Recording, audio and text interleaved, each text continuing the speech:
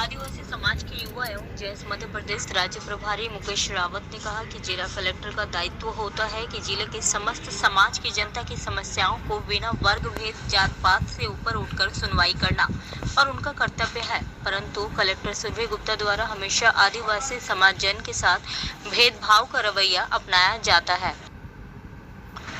जो कि अपमानजनक है, जिसकी शिकायत मुख्यमंत्री अनुसूचित जनजाति आयोग, मानव अधिकार आयोग के शिकायती पत्र के साथ ही ज्ञापन कॉपी भेजी गई है। साथ ही आदिवासी संगठन के जैस पदाधिकारी मुकेश रावत ने लगाए गंभीर आरोप, कहा आदिवासियों के साथ होता है भेदभाव। यदि ऐसी ही स्थिति रही तो किसी भी मंत्री के आगमन पर आदिवासी संगठन काली पट्टी बांधकर विरोध प्रदर्शन करेंगी।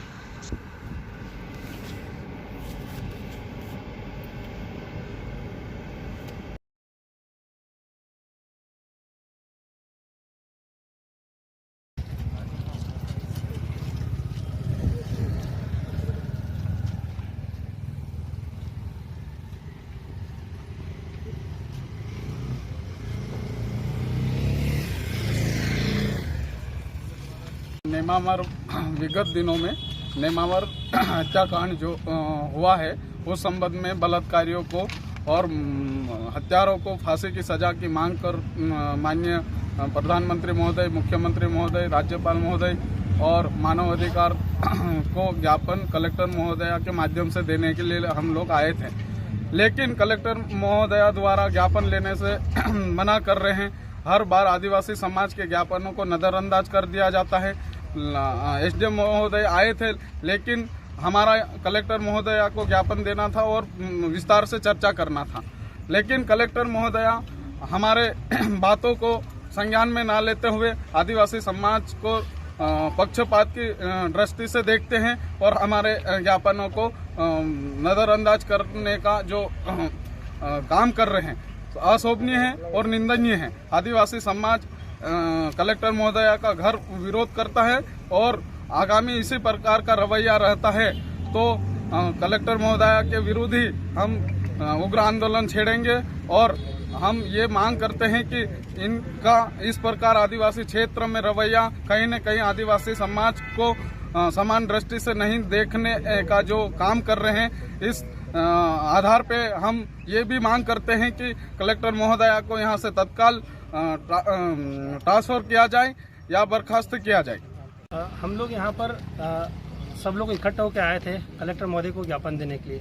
जैसे ही घटना आप सब लोगों को मालूम है कुछ चल रही है देवास के निमावट, वहाँ पर 5 लोगों की हत्या हुई। उसको लेकर आदिवासी समाज एकत्रित हुआ, ज्ञापन हुआ देने के लिए हम लोग आए।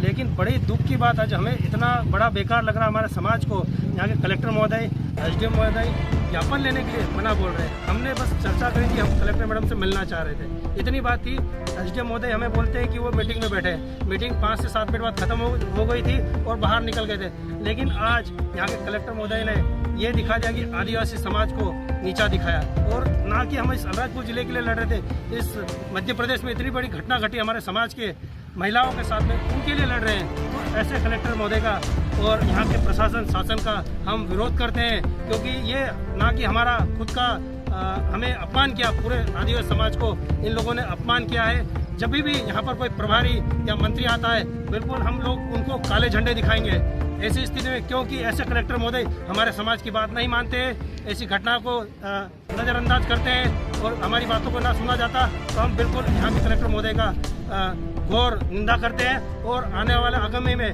जब भी कोई मंत्री, माननीय मुख्यमंत्री जी आते हैं या कोई भी बड़ा अधिकारी आता है तो हम इनको बिल्कुल काले झंडे यहाँ इस राजपुर में जय आदिवासी युवा शक्ति संगठन के माध्यम से दिखाए जाएंगे। आज हम यहाँ पर नेमावर देवास जिले में जो घटना घटी उस घटना को लेकर कलेक्टर महोदय को ज्ञापन देने के लिए आए थे। जिले लेवल का ज्ञापन था और कलेक्टर महोदय से हम चर्चा भी करना चाह रहे थे, लेकिन 2 बार एसडीएम को भेजा और एसडीएम के माध्यम से दिलवाने की कोशिश करी। मैडम से हमने यही निवेदन किया है कि कलेक्टर महोदय को हम ज्ञापन देंगे, तो एसडीएम मैडम का ये रवैया था कि वो तो आधे घंटे बाद मिल पाएंगे, देना है तो नहीं तो जाओ, ये रवैया था।